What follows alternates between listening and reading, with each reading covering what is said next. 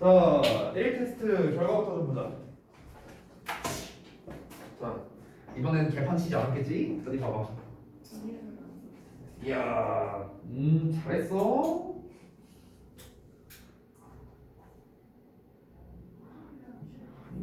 왜? 안 썼어? 여기는 써놓고 여기는 써놓고 뭐야 이게 추측이기 때문에 이게 어디 그 얘기 같은 거다. 어? 저기 어떻게 이유야? 왜 추측이냐고 그러니까.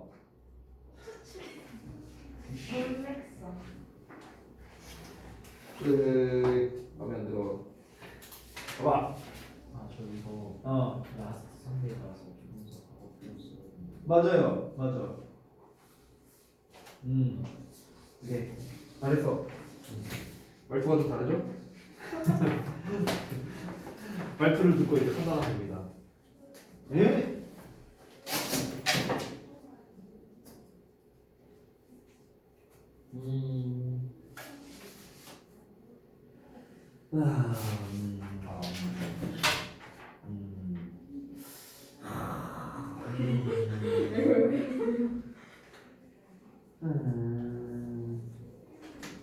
아, 문제는 참 잘 풀었는데.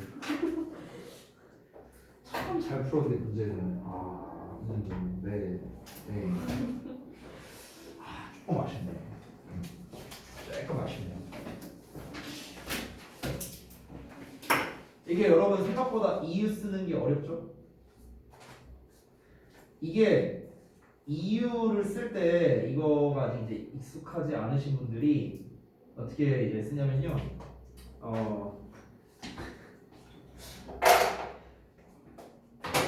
예를 들어서 이 수동태에서 되게 많이 나오는 거거든요. 수동태에서 내가 이제 이 이유스라는 게 이제 익숙하지 않은 친구들이 보통 어떻게 하냐면은 이제 만약에 이제 뭐 수동태 쓸래 아니면 능동태 쓸래 이런 문제가 나왔어. 그래서 이제 내가 수동을 답을 골랐어. 그럼 애들이 이유를 뭐라고 쓴 줄 알아요? 수동의 의미이기 때문이다. 이렇게 써놔요. 그게 어떻게 이유야? 그게 어떻게 이유야? 그러면 니네 예를 들어서 내가 야 3x의 세제곱을 미분하면 9x 제곱이다 이렇게 나온다고 쳐볼게요. 이거 미분하면 이렇게 되거든요. 미분 안 배웠잖아 니네. 미분 배웠어? 안 배웠잖아. 3x 세제곱 미분하면 9x 제곱 돼. 그럼 내가 이거 이유를 말해볼까? 미분하면은 9x 제곱이 되기 때문이다. 이거랑 뭐가 달라? 그건 이유가 아니지. 이유가 아니라 그냥 뭐야? 답을 한글로 한 번 더 쓴 거지. 그지? 응. 여러분이 이제 좀 알아주셨으면 좋겠는 게 이제 그 어법을 풀이를 할 때 여러분께서 이 어법상에 대한 근거를 여러분이 이제 좀 작성을 하실 줄 아셔야 될 거예요. 이제 서서히. 그래서 여러분께서 이 이유를 어떤 식으로 작성을 해야 되는가? 우리가 보통 어법 문제를 풀 때는 두 가지가 이제 크게 두 가지를 바탕으로 이유를 쓸 수 있는데요. 첫 번째는 어법적인 이유가 되는 거고 두 번째는 해석적인 이유가 되는 거예요. 보통은 이 두 개로 다 나옵니다. 특히 조동사 같은 경우는 아무래도 문맥이 중요한 녀석이다 보니까 해석적인 이유가 많이 나오겠죠. 그렇죠? 그러면은 여기서 may have pp와 should have pp가 나왔는데 왜 may have pp를 써야 되냐고. 그럼 여기서 이제 정답을 추측의 의미이기 때문이다. 이렇게 되면 안 돼요. 내가 말하는 거는 왜 그러니까 추측의 의미를 써야 되냐고. 왜? 오케이? 그게 이제 이유가 돼야 된다는 거죠. 그렇기 때문에 해석적인 내용이 이제 같이 들어갈 수밖에 없는데 잘 봐. 그녀가 여기에 없어. 그녀가 지금 보면은 점심 먹으러 나가야 했어야 했는데 라는 말 자체가 이상하잖아. 그녀가 여기에 없으니까 그 없다는 걸 바탕으로 해서 예상하는 거잖아요. 그러니까 추측성의 의미 may have pp가 맞다. 이게 정확한 이유가 되는 거죠. 됐어요? 그러니까 추측의 의미이기 때문이다. 여기서는 그냥 간단하게 쓴 거야. 문맥상이라고 그냥 퉁친 건데요. 이 문맥상을 좀 더 자세히 말하면 뭐가 되는 거야? 그녀가 여기에 없다는 걸 기반으로 해서 그럼 어디에 갔을까라는 거를 추측해야 되니까 추측성의 의미가 나와야 된다고요. 됐나요? should have pp는 과거의 행동을 후회하는 표현이니까 적절하지가 않겠죠. 됐니? 자, 그 다음에 2번도 봐봐. 2번이 오히려 이유 쓰기 더 쉬웠을 거야. 아까 상준이가 되게 잘 썼던데 지금 여기에서 last Sunday라는 표현이 나와 있죠. 그렇죠? 지난 이제 일요일에. 그럼 여기서 대놓고 과거가 나왔으니까 당연히 우리 조동사에 have pp를 써야 과거를 나타내는 표현이 될 거 아니냐. 맞죠? 그래서 can't have pp가 되는 거고요. 그 다음에 3번 보자면 would rather가 있고 would better가 있는데 이건 뭐야? 완전 쉽죠? 그렇죠? 그래서 이 차라리 뭐 하겠다라는 의미의 would rather solve가 되겠다. would better 동사원형도 되긴 해요. 근데 얘는 이제 어떻게 됩니까? rather는 오히려고 얘는 더 좋게, 그러니까 더 잘 이런 의미가 될 거 아니야. 그러니까 더 잘 뭐뭐 할 것이다 이런 의미인데, 그러니까 차라리 내가 직접 그 문제를 해결하겠다라는 의미가 맞고 would better라는 표현 자체는 애초에 잘 쓰지 않는 표현이고요. 그다음에 4번 같은 경우, 자 여기에서는 이 used 시리즈에 대해서 사실 제가 지난번에 뭐 be used 동사원형, be used ing 이거를 따로 뭐 다루진 않았었어요. 그래서 used to만 나와 있기 때문에 뒤에 동사원형을 쓰는 게 맞다라고 하셔도 뭐 크게 상관은 없습니다. 만약에 앞에 비동사가 있었다면은 이제 그러면 달라졌겠죠. 비동사가 있었다면은 동사원형도 되고 ing도 되니까 그때는 이제 문맥으로 파악을 하셔야겠죠. 여기서는 그냥 단순합니다. 앞에 비동사가 없이 그냥 use to만 나왔으니까 무조건 동사원형 써야 된다 하면서 문맥상 과거의 습관을 나타낸다 라는 말까지 쓰면 완벽하겠습니다. 자, 그 다음에 오른쪽 문제로 넘어갈게요. 자, 보시면은 이제 영작하는 건데요. 자, 너는 비행기가 멈추기 전에 안전벨트를 매야만 한다라고 했습니다. 그럼 뭐뭐 해야만 한다라는 거니까 그냥 현재 시제죠. 근데 여기서 have를 이용하라 했으니까 have to fasten. 자, 우리 지난번에 아마 그 교재에 나왔던 표현으로 기억을 하고 있고요. 자, 그 다음에 입었던 게 틀림없다라는 거니까 과거 표현이었죠. 지난번에 이것도 같이 했던 걸로 기억해요. 그래서 must have pp에 이제 목적어 my coat가 나온 거죠. 그 다음에 7번 보면은 놔두고 왔을지도 모른다, 뭐뭐 했을지도 모른다니까 may have pp 생각하면 되겠죠. 과거처럼 해석되니까. 그래서 may have left my wallet 제대로 나왔습니다. 그 다음에 8번은 나는 긴 곱슬머리를 가졌었다, 가지곤 했다, 지금은 아니다. 그래서 used to 동사원형이 나온 거고요. 9번 나는 그 영화를 보느니 차라리 잠을 자겠다. 이거는 제가 지난번에 알려드린 would rather A than B의 구조가 나온 거죠. 그래서 지난번에 쌤이 뭐라고 했습니까? 요 구조를 쓸 때 A than B를 쓸 때요, 여기에서 A와 B는 각각 동사 원형이 나온다는 얘기했었지. 그래서 go라는 놈 그리고 이제 watch라는 놈 동사 원형이 나온 걸 확인할 수 있겠고요. 자, 마지막 10번 보자면 너는 그의 충고를 따르는 게 좋겠다라고 이제 better 나왔으니까 had better. 자, had better 뒤에 to 붙이면 안 됩니다. had better 동사 원형이고요. 이 take에 대한 목적어 his advice까지 제대로 나왔습니다. 됐죠? 설마 여기서 틀린 분은 없겠죠. 그렇죠? 이 오른쪽 페이지에서 뭐 구문문석 정도는 틀릴 수 있겠지만 영작을 틀렸다면은 저기 뒤에 제가 창문을 열어드리겠습니다. 네. 자, 그러면 오늘의 진도를 또 나가야죠. 오늘이 챕터 3 할 차례죠? 챕터 3가 뭔 내용인가? 아, 수동태요?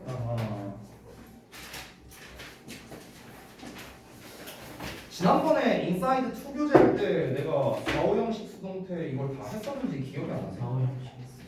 다 했었나 내가? 근데 책에 없었나? 있었어요. 아, 있었냐? 아, 그래요? 오케이, 알겠습니다. 하지만 복습해야죠. 수동태가 뭐 워낙 중요하니까. 이거는 복습이 필요한 영역입니다. 그죠. 제가 봤을 때는 이거 프로젝터 잠깐 끄는 게 나을 것 같아요. 그냥 끄고 제가 칠판에 쓰면서 설명해 드리도록 하겠습니다. 보십시다. 36페이지가 되겠고요. 이제 수동태의 의미와 형태 하고 나와 있는데 우리가 계속해서 복습을 하고 있으니까 또 한번 봅시다. 챕터 3.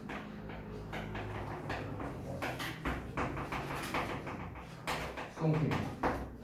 자, 일단은 수동태에 대한 좀 기본적인 거 다시 한번 복습이에요. 우리 예전에 했던 거. 수동태라는 거를 누구 입장에서 하는 거라고 내가 얘기했었는데 당하는 사람 입장에서 서술하는 것, 이게 수동태다. 이 당하는 녀석이 목적어죠. 목적어. 그렇죠. 그래서 정리하자면 결국 수동태라는 거는 이제 기본 개념으로 쓸게요. 기본 개념. 그러니까 첫 번째 능동태라는 거는 하는 입장, 즉 주어 입장이겠죠.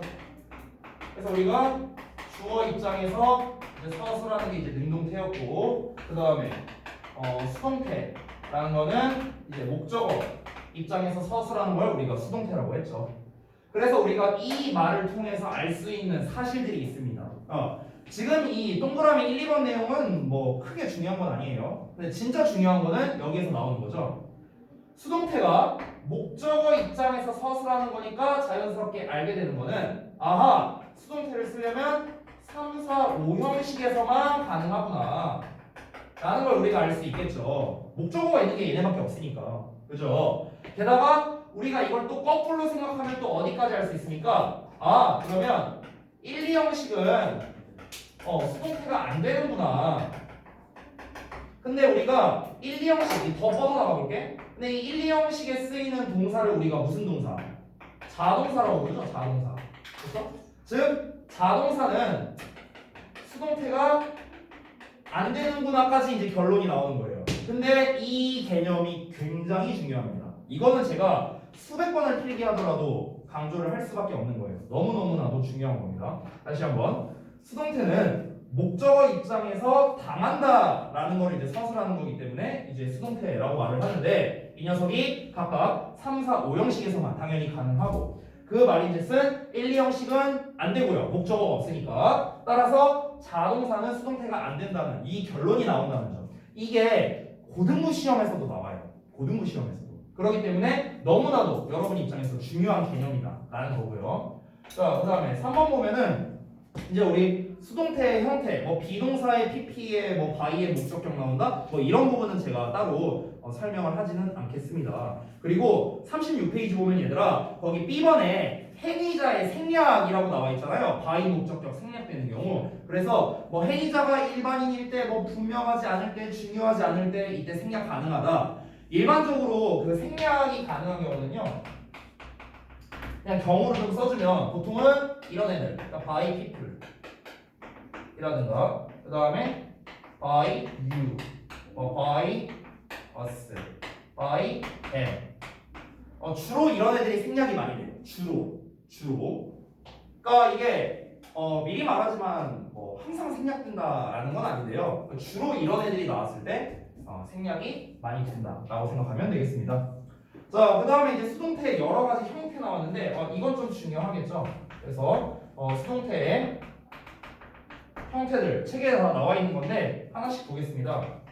첫 번째는 기본형입니다. 기본형. 그래서 우리가 잘 알다시피 비동사의 pp라는 형태를 쓰고 뭐뭐 되다라고 해석을 하겠죠. 그렇죠?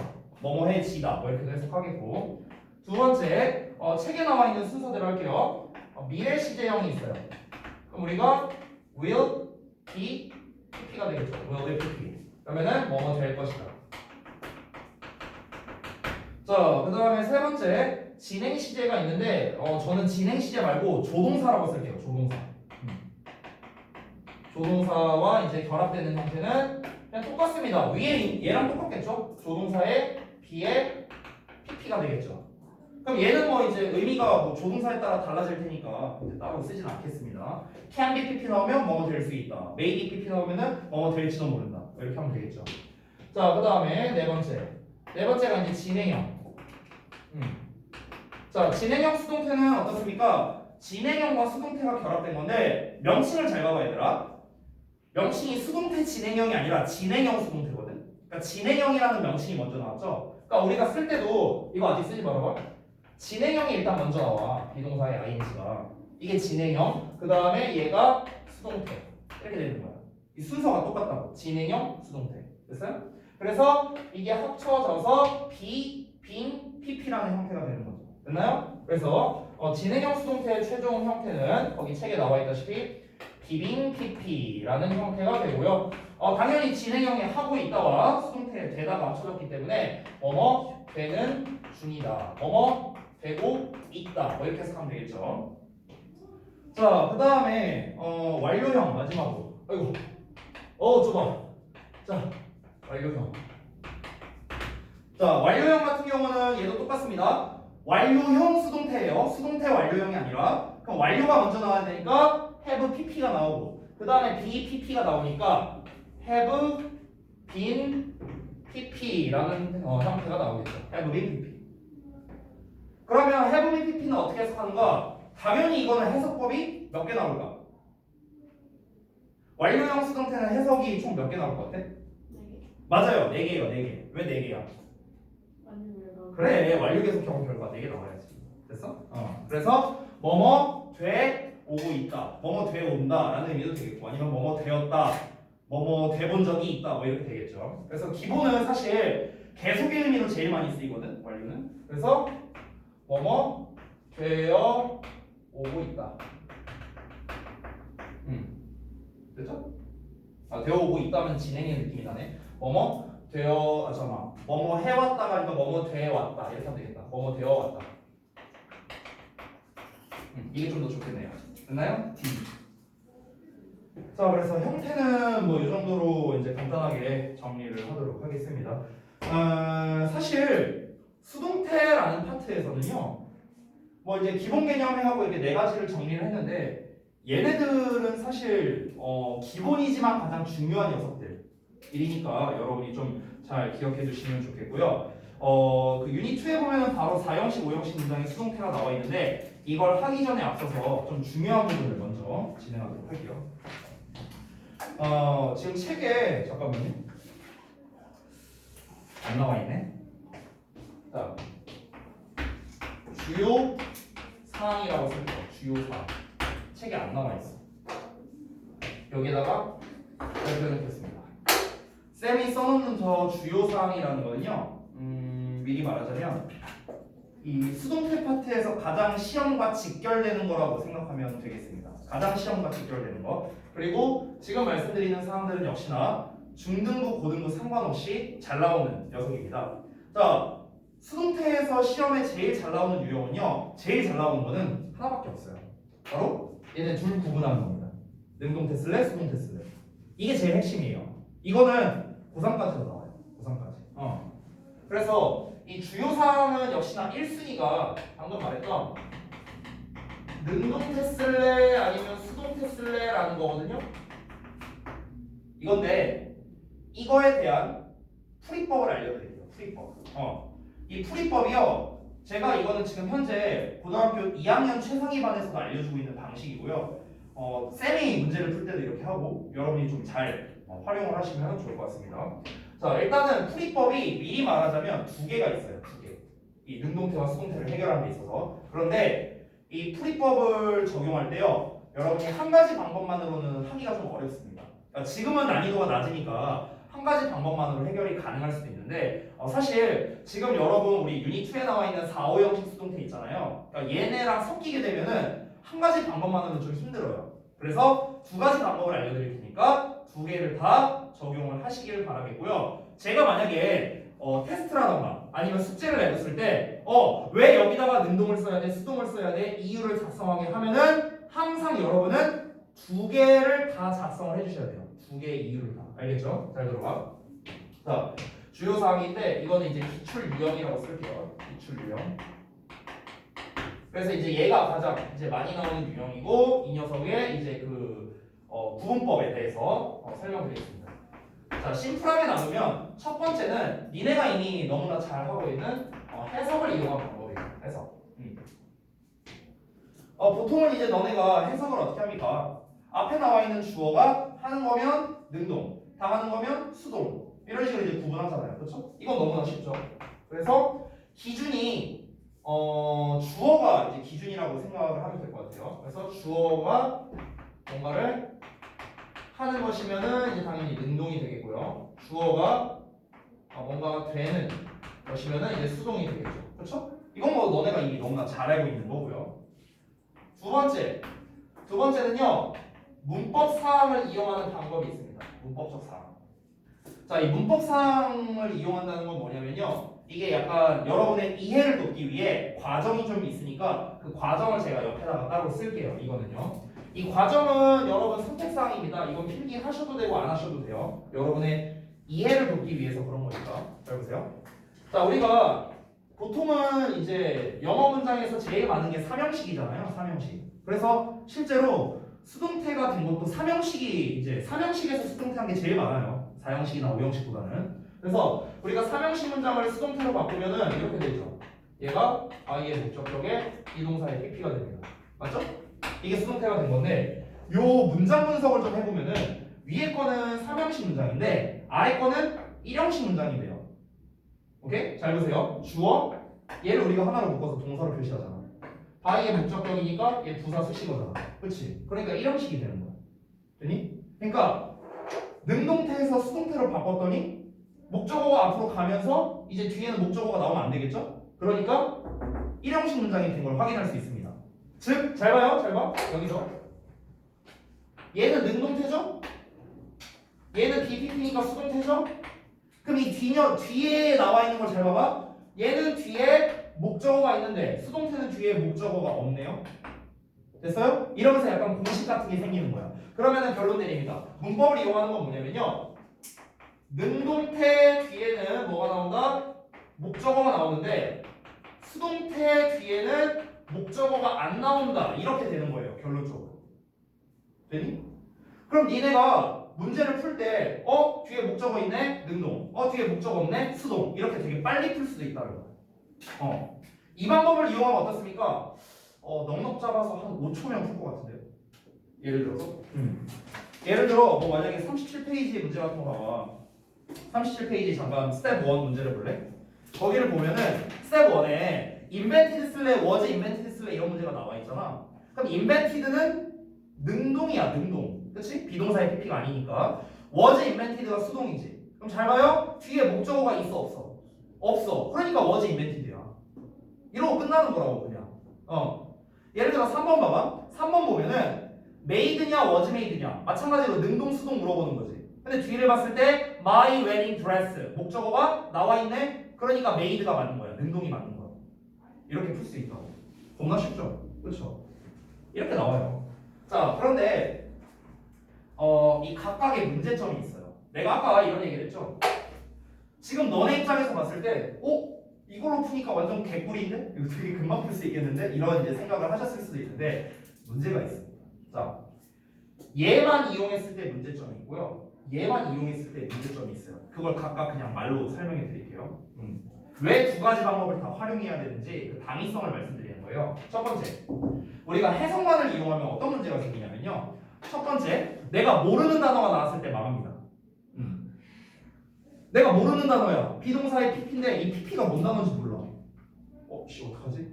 망하는 거야. 일단 모르는 단어 나왔을 때 이렇게 되고요. 두 번째는 뭐냐면 내가 아는 단어가 나왔는데도 불구하고 이게 하는 것도 맞는 것 같고 되는 것도 맞는 것 같아. 이런 경우가 생겨요. 그러니까 예를 들어서 내가 만약에 코로나가 퍼졌다라고 한번 이제 예문을 쓴다고 할게요. 그럼 퍼지다라는 게 스프레드라는 단어가 있잖아. 그럼 스프레드 쓸 거야? 아니면 비 스프레드 쓸 거야? 헷갈리잖아요?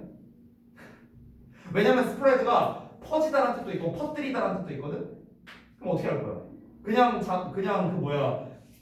이제 능동태를 쓰면은 코로나가 퍼졌다 이렇게 되는 거고, 만약에 수동태를 쓰면은 코로나가 퍼뜨려졌다 이렇게 되는 건데 어떻게 할 거야? 해석으로 구분돼요? 안 되죠. 이런 문제가 생긴다. 이런 이제 그러니까 우리가 해석만으로는 구별하는 게 한계가 있어요. 제가 하나 사례를 말씀드리면 예전에 제가 5년 전인데요. 5년 전에 쌤이 예전 그 광명에서 고2 최상위반을 맡아서 이제 수업을 한 적이 있었어요. 그때 이제 EBS 포스라는 이제 교재를 썼었는데 그때 이제 이 학생들이 이제 정원이 8명 정도 있었어요. 근데 이제 8명 중에 그 포스 교재에 어법 문제가 이제 중간에 있었거든요. 독해 교재인데. 근데 이제 거기에서 이런 문제가 나왔어. 그러니까 분사구문이랑 이제 능수동을 이제 결합해서 문제가 나온 게 있었거든요. 근데 이제 뭐였냐면은 이 perform이라는 단어가 나왔어. perform. 이게 이제 뭐 연주하다, 공연하다 뭐 이런 뜻이 있잖아요. 그렇잖아. 근데 이제 얘를 이제 능동으로 써야 되는가 수동으로 써야 되는가라는 문제였는데 이걸 애들이 다 틀려온 거야. 근데 이 녀석의 주어를 살펴보니까 주어가 누구였냐면요. 오케스트라였거든. 주어가 오케스트라였어. 그러니까 이게 헷갈리는 거야. 오케스트라가 연주하는 아닌가? 오케스트라가 연주되는 건가? 헷갈리는 거야. 애들이 오케스트라라는 정확한 개념을 모르니까. 그러니까 오케스트라라는 게 그 연주하는 사람들을 오케스트라라고 하는 건지, 그 악단을, 아니면은 그 연주회를 오케스트라라고 하는 건지. 우리가 어떻게 알아 그거를? 그러니까 오케스트라가 연주한다? 뭐지? 오케스트라가 연주된다? 이러면서 이제 애들이 멘탈 나온 거야. 그래서 이거 다 틀려왔어요. 이런 게 있었거든. 그럼 이런 식으로 문제가 나왔어. 어떻게 해결할 거야? 헷갈리잖아. 그렇지? 그러니까 제가 말씀드렸다시피 이제 그 해석만으로는 한계가 있다는 거예요. 그럼 이제 거꾸로 가볼게. 문법만을 이용하는 것도 한계가 있어요. 문법만을 이용하는 거. 왜냐면요. 그 첫 번째는 무엇이냐? 우리 유닛 2에 나와 있는 4, 5형식 수동태입니다. 4, 5형식 수동태. 자, 뭔지 볼게요. 자, 4형식 같은 경우는 이렇게 나와. 그러면 이제 수동태가 두 가지 버전이 나오잖냐. 얘를 이제 앞으로 빼면은 어떻게 됩니까? 주어, 비동사의 PP에 Y의 목적격 뒤로 가고 직접 목적어 남으면 얘 어떻게 합니까? 얘 어떻게 했었어? 그냥 그대로 쓰는 거야. 그대로. 자, 얘를 앞으로 빼는 경우. 그럼 얘가 남죠? 얘는 어떻게 했습니까? to follow를 여기다 붙였죠. to follow. 이렇게 했었죠. 그렇죠? 그럼 잘 봐봐. 우리가 구문분석을 해볼게. 얘 4형식이야. 얘는 1형식이야. 전명구의 전명구. 1형식이죠? 얘 몇 형식이야? 3형식이에요. 주어 동사 목적. 오케이? 그럼 봐봐. 능동태 뒤에 목적어 나왔어? 수동태 뒤에 목적어가 나왔네? 수동태인데 뒤에 목적어가 나왔네? 예외가 생기죠. 이런 식으로. 그죠? 5형식도 어떠냐? 5형식도 마찬가지야. 5형식은 어떻게 써? 주어 동사 목적어 목적격 나오지? 얘 앞으로 가서 주어 비동사의 PP Y의 목적격 얘 남잖아. 얘 남은 거 어떻게? 그대로 썼잖아요.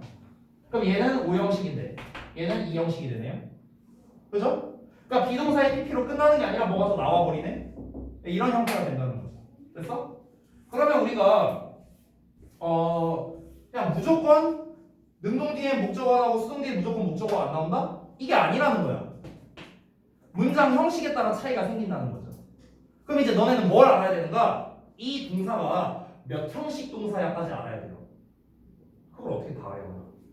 너무 많잖아. 그렇죠? 그 경우에서 어떻게 다 외우겠어요? 우리가 make라는 하나의 단어만 보더라도요. make는 1, 2, 3, 4, 5형식 다 쓰여요. 그거 하나만 해도 make라는 한 단어만 보더라도 심지어 make라는 한 단어가 5형식에서만 뜻이 3개 있어요. 5형식에서만 어떻게 할 거야 그거를 그 한 단어만 해도 그렇게 많은데 그렇잖아. 경우의 수가 너무 많다는 게 문제예요. 우리가 문법적으로 다 알아야 돼요. 그러니까 이것만으로 구분하는 것도 한계가 있다는 거죠. 그리고 심지어 우리가 아까 했던 자동사 있죠. 자동사는 뭐가 안 된다? 수동태가 안 된다고 했죠. 그럼 거꾸로 말하면 자동사는 능동태만 되죠. 그죠? 자 그러면 잘 봐라. 자동사 같은 경우는 능동태만 가능한데 자동사라는 게 뭐야? 1, 2형식 동사 아니야. 1, 2형식 동사. 그럼 1, 2형식이 뒤에 목적어 나와 안 나와? 안 나오잖아. 그럼 능동태임에도 불구하고 뒤에 목적어가 안 나오는 거야. 됐어? 그러니까 또 이런 경우가 생기잖아. 그러니까 우리가 결국에 이 동사가 몇 형식 동사냐라는 걸 다 정확히 알아야만 문법만으로 문제를 풀 수 있는 거야. 그게 어떻게 돼? 나도 안 돼. 어떻게 다 알아 그걸? 그러니까 우리가 이 능동과 수동을 구분할 때는요. 어느 한쪽만으로 구분할 수가 없는 거예요. 하나만 이용할 수가 없다고요. 그래서 시험에 잘 나오는 거야. 그래서 이제 제가 말씀드리는 건데요. 제가 이거 이제 일단 과정은 다 써줄게요. 일단 결론부터 짓겠습니다. 자, 능수동을 구분할 때는요. 반드시 어떻게 해라? 이 두 가지 방법을 이거를요 모두 활용해야 돼요. 모두 활용해서 여러분이 구분을 하셔야 되고요. 제 개인적인 경험상 이건 제 개인적인 거니까 여러분이 편하신 대로 하시면 됩니다. 자, 쌤 같은 경우는 어떻게 하냐면요. 쌤은 보통 능수동을 구분할 때 일단 얘를 먼저 활용해요. 쌤은요. 얘를 먼저 활용하고 그 다음에 검토 삼아서 해석을 합니다. 저는요. 왜 그러냐면 우리가 실제로 시험을 볼 때는 이제 시간과의 싸움이잖아요. 그럼 시간을 단축할 수 있는 방법을 먼저 활용하는 거예요.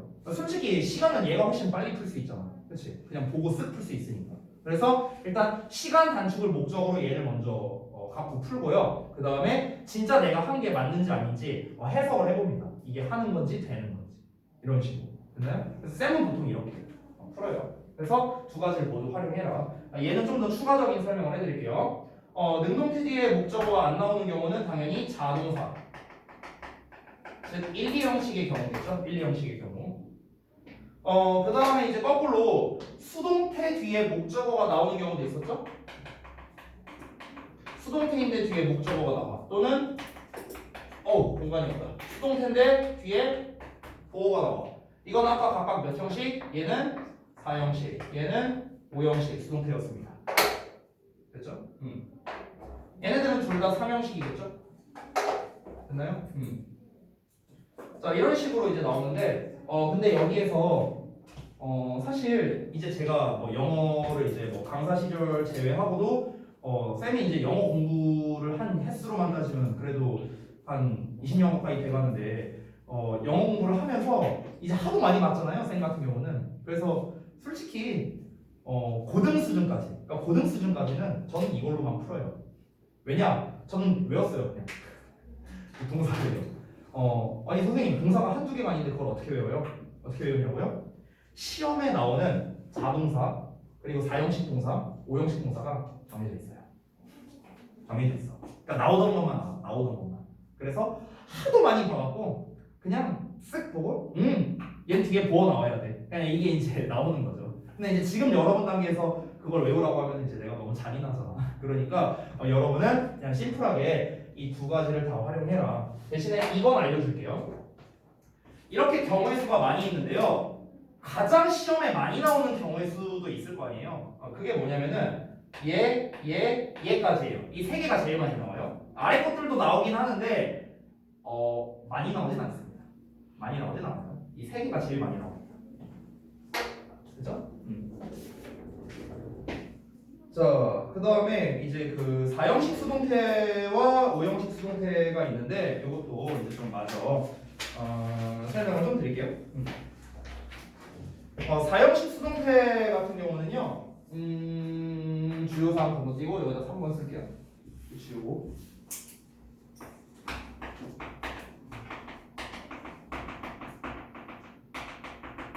자, 4형식 수동태는 뭐 아까 써보긴 했는데 다시 한번 복습을 좀 해봅시다.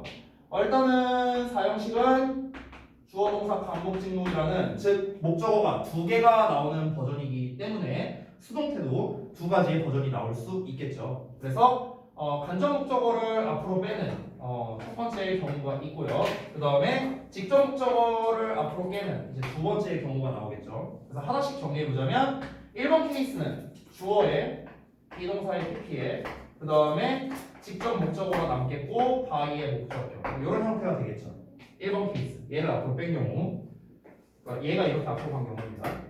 자, 그 다음에 직접 목적어가 앞으로 가는 경우가 있겠죠. 그때는 주어에 비동사의 PP에 아까 이제 말했던 겁니다. 전부 to, for, of 셋 중에 하나를 쓰고 간접 목적어에 바이의 목적격 뭐 이렇게 되겠죠. 됐니? 두 가지의 버전이 나오는데요. 근데 사실은요 우리가 이 두 가지의 수동태가 항상 나올 수 있는 건 아니에요. 항상 가능한 건 아닙니다. 그러니까 기본적으로는 얘들아 이 빨간색 버전 있죠. 그러니까 이 직접 목적어를 수동태로 하는 버전은요 웬만하면 가능하다라고 보면 돼. 웬만하면 이 수동태는 가능하다. 근데 이 간접 목적어를 주어로 하는 수동태 있잖아. 얘는 안 되는 경우도 있어요. 오케이? 이게 좀 차이점이에요. 자, 그래서 얘는 불가능한 경우가 있다라는 거. 불가능한 경우가 있어요. 이게 이제 주의점입니다. 자, 그래서 그 불가능한 경우가 어떤 경우냐? 이것도 앞에 나와 있는 동사에 따라 달라지는데요. 그러니까 이 앞에 나와 있는 동사가 이런 류의 동사면은 얘를 주어로 하는 수동태가 안 되고요. 뭐 이런 류의 동사가 나오면은 얘를 주어로 하는 수동태가 가능하고 뭐 이렇게 됩니다. 이걸 또 근데 외우려고 하면 이제 니네 입장에서 또 머리가 터져요. 또 또 이런 동사를 하면 또 얘를 앞으로 못 뺀대 이 그지 같은 문법 이러면서 그럴 텐데 우리 상식적으로 접근하자. 상식적으로. 자, 그냥 대표적인 단어 딱 두 개만 알려줄게요. 우리가 이 불가능한 경우, 요 버전의 수동태가 불가능한 경우가 가장 대표적인 게 동사가요 make랑 by 나올 때예요. 얘네가 제일 대표입니다. 얘네 말고도 많이 있어요. 근데 얘네들이 제일 대표예요. 왜냐면 잘 봐봐. 간접 목적어 뭐뭐에게로 해석하죠.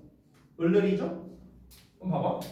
그럼 우리가 사형식 자체가 원래 뭐뭐 해주다라고 해석하잖아요. 그렇잖아. 그럼 수동태가 되면은 받다라고 해석하겠죠. 그렇죠. 근데 얘랑 얘가 살짝 해석이 다른 게 어떻게 되냐면 사실 얘는요 받다라고 해석되는 경우가 많고요. 얘 같은 경우는 주어지다라고 해석하는 경우가 많아요. 약간 달라요. 자, 예를 들어보면은 내가 풀을 시연이에게 주었다라고 이제 사형식이 있다고 쳐봐.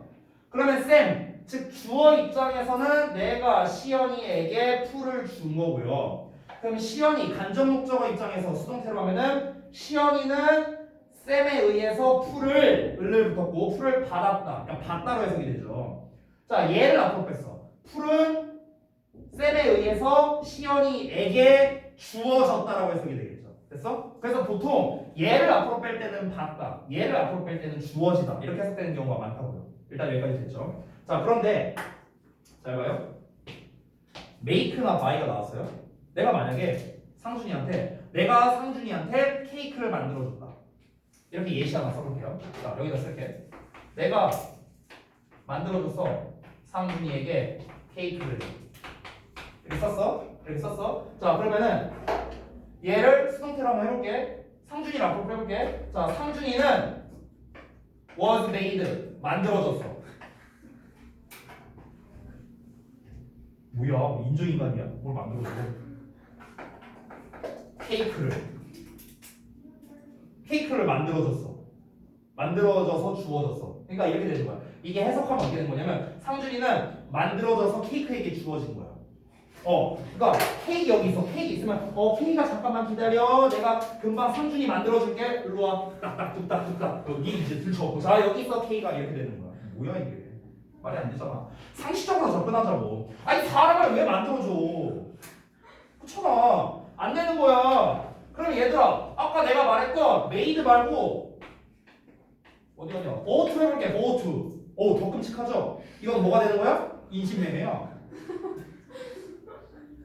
상준이가 구매됐어. 인신매매했죠? 상준이 얼마예요? 1,000원? 아이 좀 깎아줘. 900원. 오케이 콜. 나 900원 딱 주고 일로 와. 너 이제부터 내 노예다.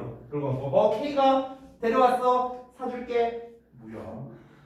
말이 안 되잖아. 그렇잖아. 그러니까 잘 봐봐 얘들아. 보통 우리가 간접 목적어는 뭔가를 주는 대상이 나오잖아. 뭐뭐에게 뭐뭐를 해주는 거니까. 그래서 간접 목적어 자리에는 주로 사람이 많이 나오지. 맞지? 그러면은 이 사람이 생각해봐. 그냥 수동태로 생각해봐. 야 사람이 만들어지고 사람이 구매되고 그럼 당연히 sell 이런 단어는 안 되겠죠. 판매되고 인신매매지 그러면. 그렇지? 혹시라도 내가 예전에 한번 이런 적이 있었어요. 야 사람을 사고 팔면 안 되지 하니까 어떤 친구가 왜요? 이러길래 내가 좀 충격받은 적이 있었거든요. 그래갖고 인신매매시 그래갖고 실제로 인신매매 있는 나라도 있잖아요. 그럼 그 나라에서는 이렇게 수동태 써도 돼요? 이렇게 물어본 거예요. 좀 당황했어요. 솔직히 말하면 모르겠어요. 과연 쓸 수 있는 것인가? 쓸 수 있을 것 같은데. 네. 아무튼간 네 그래서 여러분 인신매매는 안 됩니다. 알겠죠? 네 그래서 사람을 만들고 사고 팔고 이러면 안 돼요. 알았죠? 그러니까 우리가 여기 책에도 나와 있지만 make나 buy 등의 동사는 사람이 주어인 수동태. 그러니까 사람이 주어인 수동태라는 거는 요 간접 목적어 수동태를 말하는 거겠죠. 이거를 쓸 수 없다. 이렇게 결론이 난다라고 보면 되겠습니다. 됐죠? 자, 그 다음에 요 설명 정도만 하고 넘어갈게요. 4형식 수동태는. 자, 그 다음에 5형식 수동태 해보겠습니다. 여기 좀 지울게. 자리가 좀 좁아서. 뭐야 이거? 뜯으면 안 되는 건가? 잠깐만. 저 촬영하고 있으니까 촬영 안 할 때 쓸게요. 자. 5형식 수동태. 뭐 5형식 수동태 기본이야. 뭐 이제 목적격보 그대로 쓴다. 아까 얘기했잖아요. 일단 기본형만 먼저 써보자. 자, 바꿔서 얘 앞으로 가자. 주어, 동사의 PP, 보어, 바이 목적격. 요거잖아. 이건 너무 쉽잖아요. 그렇죠? 자, 근데 이거 말고 당연히 우리 사역 지각 동사의 수동태가 중요하겠죠. 이 사역 지각 동사의 수동태는요 은근히 중학교 시험에서 잘 나와요. 왜냐면 난이도가 꽤 있는 편이거든요. 나름대로. 그래서 우리가 사역 동사 예를 들어서 주어의 사역 동사 또는 지각 동사 이렇게 나왔어요. 사역이나 지각 동사가 나왔다. 그러면은 이렇게 나왔어. 요 목적격 보호 자리에 동사원형을 쓰겠죠. 그렇죠? 둘 다 쓸 수 있잖아. 사역이든 지각이든 뒤에 동사원형 쓸 수 있죠. 이 동사원형은 여러분이 잘 알다시피 원형 부정사입니다. 근데 제가 grammar inside 2 교재를 쓸 때 이런 얘기를 했었어요. 이 사역과 지각 동사의 목적격 보호 자리에 원형 부정사를 쓸 수 있는 조건은 두 가지다. 이런 얘기를 했었어요. 자, 두 가지가 있어요. 다시 한번 정리해 드릴게요. 자, 우리가 사역 다시 한번 말합니다. 사역 동사나 지각 동사의 목적격 보호 자리에 원형 부정사를 쓸 수 있는 조건은 두 가지입니다. 두 가지. 두 가지가 모두 충족돼야만 동사 원형을 쓸 수 있는데요. 첫 번째, 당연히 사역 동사나 지각 동사가 와야 된다. 이게 첫 번째 조건. 두 번째 조건은 오형식이어야 된다. 이게 두 번째 조건이에요. 오형식 구조여야 된다. 오형식이잖아. 그렇죠? 그런데 수동태로 써볼게요. 수동태. 얘가 앞으로 가죠. 목적어가. 그럼 주어에 비동사의 PP가 됩니다. 사역이나 지각 동사가. 맨 뒤에 by의 목적격이 나와요. 근데 여기서 문제가 생깁니다. 앞에 나와 있는 비동사의 PP는 사역 또는 지각 동사까지는 맞아. 이것까진 맞아. 근데 어떤 문제가 생겨? 이게 오형식이 아니에요. 여기 보면 얘는 오형식인데 얘는 이형식이잖아. 주어 동사 보어만 나와 있으니까. 그렇지? 그럼 첫 번째 조건은 만족을 하는데 두 번째 오형식이어야 된다는 조건은 만족을 못 하는 거야. 그러니까 여기다가는 뭐야? 원형 부정사를 쓸 수가 없다는 거죠. 그럼 어떻게 해야 돼? 원형 부정사와 똑같은 의미인 투 부정사를 써주는 거죠. 같은 부정사니까. 되니? 그래서 이런 식으로 쓰면 되겠고. 이거는 근데 보통 얘네가 그냥 뭐 이런 조건 같은 거 다 그냥 무시하고요. 아, 그냥 사역 지각 동사 뒤에 동사원형 나오면 수동태 바꾸면 투 부정사 쓰는구나. 그냥 단순하게 암기해도 돼. 암기해도 되는데 여러분이 좀 이해를 돕기 위해서 제가 부연 설명을 해드린 거고요. 나머지는 책에 있는 걸 좀 가볍게 볼게요. 38페이지 보면은 일단 A번에 사형식 수동태에 대해서는 제가 이제 말씀을 드렸고 우리가 투포로브는 이제 그 앞에 나오는 동사에 따라 달라지잖아요. 그래서 그거는 따로 설명드리진 않겠습니다. 책에 나와 있는 거 참고하시고요. 그 다음에 그 make와 by 등의 이런 동사가 나왔을 때는 간접 목적어를 앞으로 빼는 수동태가 안 된다. 아까 얘기했죠. 자, 그 다음에 오형식 수동태는요. 목적격 보호가 그대로인 경우, 그러니까 목적격 보호가 그대로인 경우는 그냥 이렇게 생각하면 돼요. 동사 원형, 그러니까 원형 부정사를 제외한 다른 애들이 요 보호 자리에 나왔을 때 그때는 그대로 씁니다. 됐어요? 근데 이 동사 원형이 나왔을 때는 투 부정사로 바뀐다라는 거겠죠. 됐나요? 그리고 여기 38페이지에 2의 2번 잠깐 보실래요? 2의 2번 그 괄호 2번이에요. 괄호 2번 보면은 여기다 밑줄 좀 줘봐. 사역동사는 make만 수동태로 쓰이며 여기다가만 밑줄 줘봐요. make만 수동태로 쓰인다. 이겁니다. 우리가 그 사역동사가 이제 let, have, make가 있잖아요. 근데 let과 have는 수동태가 안 됩니다. be let, be had 이렇게 쓰지 않습니다. 그러면은 선생님 근데 저 let을 수동태로 쓰고 싶어요. 어떻게 해야 돼요? 방법이 있을까요? 어떻게 될까? 방법이 있어요. 자, 그걸 알려드릴게요. 여기다 쓸게요. 사실 이거 제 기억이 맞다면 우리 지난 교재에서 한번 했던 것 같은데 요거만 좀 설명할게요. 그 사역동사 let, have, make 있잖아요. 얘네가 그 전부 다 이제 시키다의 의미를 갖고 있긴 한데 이제 강세가 좀 다르다고 얘기를 했었죠. 그렇죠? 아래로 갈수록 강세가 세집니다. 이거 좀 해줄래? 해. 안 하면 뒤져. 됐어요? 약간 이런 식으로 가는데 여기에서 우리가 이 각각의 사역동사랑 의미가 비슷한 동사들이 있어요. 그러니까 사역동사는 아니지만 사역동사와 의미가 비슷한 애들이 있습니다. 그래서 그런 애들을 우리가 일명 준사역동사라고도 하는데 그 명칭은 필요 없어요. 중요한 건 뭐냐면 바꿔 쓸 수 있는 단어가 있어요. 이 let과 가장 의미가 비슷한 게 allow예요. allow. 허락하다. have와 가장 비슷한 의미가 get이고요. make와 가장 비슷한 건 force입니다. 강요하다. 맞아요. 자, 근데 구조가 어떻게 되냐면요. allow 같은 경우는 allow, get, force 전부 다 마찬가지인데 전부 다 뒤에 투부정사를 씁니다. 이렇게 오형식 구조예요. 똑같이. 전부 다 이런 구조로 나와요.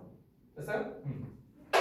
그래서 각각 얘와 얘, 얘와 얘, 얘와 얘가 똑같은 건 아니에요. 문장 구조가 다르잖아. 사역동사 뒤에 동사원형을 쓰는데 얘네들은 동사원형을 못 써요. 전부 다 투부정사를 씁니다. 근데 의미는 거의 똑같아요. 얘가 뭐뭐 하게 해주고 얘가 뭐뭐 하게 해주고 얘가 뭐뭐 하고 강요하고요. 억지로 시키는 거죠. make도 마찬가지고. 됐니? 그래서 잘 봐. 아까 make 같은 경우는 사역동사가 되잖아. be made to 이렇게 쓰면 돼. 근데 얘네들은 사역이 안 된다고 했잖아. 사역이래. 수동태가 안 된다고 했잖아. 그럼 얘네 수동태를 만들 때는 이 단어를 활용하면 돼. 됐어? 그러니까 let을 수동태로 만들고 싶으면 be allowed 투부정사로 쓰면 되는 거야. have를 수동태로 만들고 싶으면 be 같은 투부정사 쓰면 되는 거야. 됐니? 그러니까 단어를 바꾸면 된다. 어차피 우리가 수동태로 바꾸면 어차피 동사원형은 못 쓰잖아. 원래 투부정사로 써야 되잖아. 그러니까 이 표현으로 바꿨어도 전혀 문제될 게 없죠. 어차피 얘네들은 뒤에 투부정사 오는 애들이니까. 됐나요?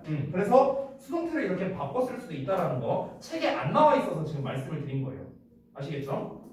자, 그 다음에 이제 주의해야 할 수동태 해갖고 나와 있는데, 자, 요 부분은 이제 제가 C는 뭐 사실 크게 설명드릴 건 없을 것 같아요. 사실상 암기의 영역에 가까워서요. A번도 사실 간단한 건데 일단 말씀을 드릴게요. 자, 보자. 5번. 5번은 이제 동사구 이제 수동태가 되는데요. 자, 동사구 같은 경우는 사실 여기에서 제일 중요한 포인트는 뭐냐면요. 얘네가 이게 동사구인지 아닌지를 아는 게 제일 중요해요. 그러니까 이 동사구라는 건 뭐냐면은 이 개념을 먼저 잡아야 될 것 같은데 이 동사구의 종류가 크게 세 가지가 있거든요. 첫 번째는 자동사와 전치사가 합쳐진 경우, 두 번째는 자동사와 부사가 합쳐진 경우, 그 다음에 자동사, 부사, 전치사가 세 개가 다 합쳐진 경우, 그 다음에 세 번째는 타동사와 전치사가 합쳐진 경우. 막 이렇게 여러 가지가 있어요. 근데 막 그거 다 공식처럼 그냥 우리 외우지 말고요. 그냥 우리가 흔히 수거처럼 외우는 녀석들이라고 생각하면 될 것 같아요. 수거처럼 외우는 애들. 그러니까 뭐 예를 들어서 look forward to 막 이런 거 있잖아요. 아니면 take care of 막 이런 애들 있잖아. 그렇지? 그래서 동사가 하나의 단어가 아니라 다른 부사나 전치사와 결합돼서 의미가 달라지는 애들, 걔네가 동사구입니다. 다시 한번 써드릴게요. 그러니까 동사구란 건 뭐냐면은 단일 동사가 아니라 동사와 다른 부사라던가 부사나 전치사와 결합되어 이제 의미, 그러니까 여기서 의미라는 거는 동사 본연의 의미를 말하는 거예요. 그래서 의미가 달라지는 이제 구의 형태입니다. 구의 형태. 이게 동사구예요. 그러니까 정확한 정의를 좀 내려보자면. 근데 동사구가 나왔을 때 우리가 어떻게 이제 이 수동태를 만들어야 되는가? 아주 간단합니다. 동사구는 그 덩어리가 동사잖아요. 덩어리가. 그러니까 그 덩어리를 이동시키면 돼요. 그러니까 지금 여기에 carry out이라는 이제 예문이 나와 있는데 그냥 간단하게 볼게.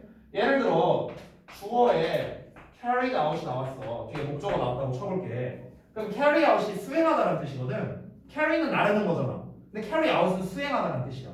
그럼 carry라는 동사가 다른 부사랑 결합돼서 의미가 달라졌잖아요. 됐니? 이게 바로 동사구라는 거죠. 그러면 얘를 수동태로 하면은 얘가 앞으로 가서 주어 되고요. 얘는 비동사에 carried out까지 다 써줘야 돼요. 왜냐면 out을 빼버리면 의미가 달라지잖아. carry out이 이제 온전히 하나의 뜻인 거잖아. 그리고 맨 뒤에 by의 목적격 이렇게 가는 거예요. 그냥 똑같아. 이렇게 가고 얘가 내려서 이렇게 되고 얘가 뒤로 가서 이렇게 되는 거예요. 그냥 똑같아요. 됐어? 그러니까 동사구 수동태에서 니네가 기억해야 할 게 두 가지만 하면 될 것 같아요. 두 가지. 첫 번째는 이 동사가 동사구냐 아니냐라는 걸 파악하는 거. 그럼 어떻게 파악해요? 이건 사실 니네가 수거를 잘 외우고 있어야지. 이게 첫 번째가 되겠고, 두 번째는 동사구는 세트로 이동한다. 세트로 덩어리로 이동한다고요. 됐어요? 이것만 기억해 주시면 어렵지 않게 해결을 할 수 있습니다. 자, 그 다음에 B번에 목적어가 대절이 문장의 수동태. 아, 이 수동태라서 오늘 문제 해설도 못하고 진도가 많네요. 보자. 이거는 뭐냐면요. 이거는 그 과정을 보여드릴게요. 과정. 그러니까 이제 목적어가 대절. 대절인 수동태인데요. 자, 과정을 잘 봐봐. 예를 들어서 people say that 이렇게 나왔어. 자, 이런 문장이 나왔다고 쳐봐. 그럼 우리가 그냥 예문으로 보는 게 제일 빨라요. 이거는 잘 봐. 그럼 주어, 동사, 대절이 목적어 이렇게 되잖아. 그렇지? 그럼 우리가 이걸 수동태로 써볼게. 수동태. 자, 그러면 수동태로 전환하면 어떻게 됩니까? 대절이 앞으로 가니까 이렇게 되겠죠. 똑같아. 얘들아, 과정은 똑같아요. 이렇게 나오고, 그 다음에 say가 어떻게 돼요? 비동사에 pp 되는데 우리 절의 형태는 단수 취급하잖아. 그렇지? 그러니까 is said 이렇게 되겠죠. 맨 뒤로 가서 by의 목적격 되니까 by people 될 텐데 by people은 어떻습니까? 생략이 가능하죠. 되니? 생략 가능하다. 됐어? 그러면 구문분석 해보면 이 덩어리가 주어, is said, 동사 끝났습니다. 얘는 이제 부사 쓰시고겠죠. 어차피 생략되니까. 근데 봐봐. 주어가 대절, 주어가 절의 형태로 나왔어. 그럼 우리가 꼴 보기 싫으니까 가주어, 진주어로 쓸 수 있겠죠. 주어가 기니까. 그럼 어떻게 됩니까? It is said. had 이렇게 나오게 되는 겁니다. 됐나요? 이런 구조가 되는 거예요. 그래서 it이라는 가주어, 비동사의 pp, 대절이야가 진주어. 이런 과정으로 나오게 되는 거예요. 되니? 근데 여러분들 얘나 의미는 다 똑같습니다. 의미는 다 똑같아요. 제가 예전에 수동태 설명할 때 그 얘기를 했었는데 수동태와 능동태, 그러니까 능동태 문장과 수동태 문장은 의미는 똑같다고 했어요. 다만 입장이 다른 것뿐이다. 이런 얘기를 했었죠. 마찬가지예요. 사람들이 뭐뭐라고 말한다. 사람들에 의해 뭐뭐라고 얘가 뭐뭐라고 말해진다. 뭐뭐라고 말해진다. 똑같은 말이라고. 전부 다 똑같은 말이에요. 됐어? 자, 여기에서 한 가지만 더 추가할게. 요것도 책에 나와 있는데 한 번 더. 우리가 이 절의 지금 이게 절의 형태로 나와 있잖아요. 절의 형태. 지금 이래서 대시라고 나와 있죠. 이 절의 형태를 구의 형태로 바꿀 수 있어요. 구의 형태. 자, 어떻게 바꾸냐면요. 이렇게 생각하면 돼, 얘들아. 너네 투투라는 거 배웠었죠. 투투. 너무 뭐뭐해서 뭐뭐하다. 이걸 우리가 소데켄트로 이제 바꿔 쓰잖아요. 그렇죠? 그럼 잘 봐봐. 여러분, 이 투의 동사원형이라는 녀석은요. 항상 연관성 있는 게 대시예요. 대. 항상 대시랑 바꿔 쓸 수 있거든. 대시라는 게 뭐뭐 하는 것 이렇게 해석하잖아. 그러니까 투부정사도 똑같잖아. 뭐뭐 하는 것. 그러니까 우리가 투부정사를 활용하면은 절을 구로 바꿀 수 있어요. 자, 이 과정을 잘 보세요. 어떻게 하냐면 일단 이 대절의 주어 있죠. 대절의 주어. 얘가 앞으로 갑니다. 대절의 주어가 이렇게 앞으로 가요. 자, 그 다음에 이 is said 있잖아. is said가 그대로 내려옵니다. 근데 이거는 뭐 주어가 복수면 are가 될 수도 있겠죠. 그러니까 일단 be said라고 쓸게요. be said. 되니? it은 날아가는 거예요. 가주어는 날아가. 얘가 앞으로 빠지면서 얘가 비동사의 said가 되고요. 그 다음에 대시 아니라 이때 투부정사로 바뀝니다. 투부정사. 그럼 투의 동사원형 써야 될 거 아니야. 그럼 그 동사원형을 뭘로 써야 돼? 요 놈이야, 요. 됐어? 이렇게 가는 거야. 됐어요? 그러면 하나, 둘, 셋, 넷, 이 네 개가 다 똑같은 말이야. 시험에 어떻게 나올 것 같아? 네 개잖아. 하나만 이상하고 써놓는 거야. 의미가 다른 거나 몰라. 됐어? 이렇게 되는 거야. 네 개니까 네 개 딱 붙여라. 그렇죠? 다음 중 서로 의미가 다른 것 하나를 골라라. 1번, 2번, 3번, 4번, 5번 이상 하나. 이렇게. 됐어요? 이렇게 되는 거죠. 지금 책에는 이제 세 가지 버전으로 나와 있는데 책에는 뭐가 빠져 있는 거냐면 지금 얘가 빠져 있는 거예요. 이거 수동태로 바꾼 과정 있잖아. 이게 빠져 있는 거고요. 이제 이거랑 이 두 가지 버전이 나와 있는 겁니다. 되셨나요? 자, 그래서 마지막 C는 뭐 by 외 전치사 쓰는 거 나와 있는데 여기에서 사실 다 중요한 것밖에 없네요. 뭔가 좀 내가 빼드리려고 했는데 이거는 좀 덜 중요해 하면서 빼주려고 했는데 덜 중요한 게 없는데 다 잘 나오는데 시험에 잘 나오는 애는 좀 정해져 있는데요. 그러니까 시험에 잘 나오는 거는 be known 시리즈가 잘 나와요. 그 세 번째 줄에 나와 있죠. be known 시리즈.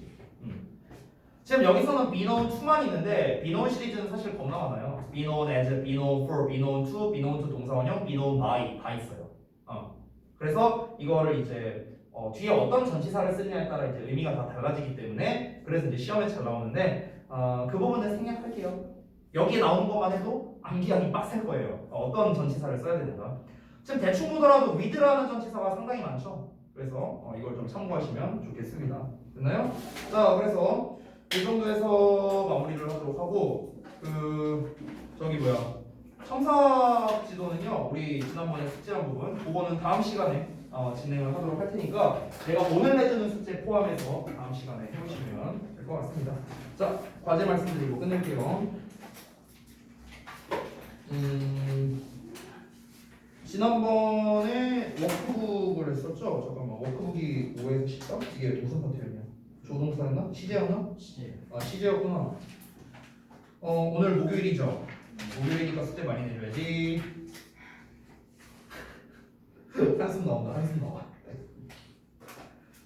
그때 우리 본교재도 조동사 파트 4개월 안 풀었거든요? 네. 그래서 조동사 파트를 워크북 포함해서 다 한번 해볼게요. 그래서 24부터 34까지고요. 본교재 24부터 34까지고 그 다음에 워크북은 보자. 조동사 파트가 어디에 크냐? 10몇 쪽? 14쪽? 14부터 여기 테스트가 14부터 22네요. 자, 요거를 각각 문제 풀고 그 다음에 모르는 단어 조사하고 그 다음에 질문할 거 체크 하시면 됩니다.